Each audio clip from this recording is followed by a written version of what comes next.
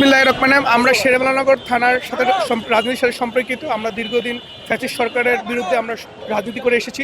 আমরা আজকে এসেছি আমাদের প্রাণপ্রিয় নেতা, আমাদের দেশনায়ক তারেক রহমান, শহীদ প্রেসিডেন্ট জিয়াউর রহমান, তার কবর জিয়ারত করার উদ্দেশ্যে বিগত দীর্ঘ 17টি বছর আমাদের দেশনায়ক তারেক রহমান মিথ্যা মামলা এবং ষড়যন্ত্রের শিকার হয়ে আমাদের সেই দূরপ্রবাস লন্ডনে অবস্থানরত ছিলেন এবং তিনি এসেছেন এবং তিনি এই দলের হাল ধরবেন এবং দলকে সুসজ্জিতভাবে সাজিয়ে এবং সামনে নেতৃত্ব দেওয়ার জন্য আমাদের বাংলাদেশ জাতীয়তাবাদী দলকে এটি সুসংগঠিত করবেন আমাদের দেশনায়ক তারেক রহমান। আমরা তো বিগত দীর্ঘ 17টি বছর ফ্যাসিস্ট সরকারের বিরুদ্ধে আমরা রাজনীতি করে এসেছি এবং কি আমরা তাদেরকে ছাত্রদের গণ অভ্যুত্থানের মাধ্যমে এই দেশ একটা স্বাধীন হয়েছে। আমরা সকলকে সম্মিলিতভাবে নিয়ে আমরা ইনশাল্লাহ সব জায়গায় আমাদের প্রার্থী ঘোষণা দেওয়া হয়েছে, অলরেডি আপনারা সকলে অবগত।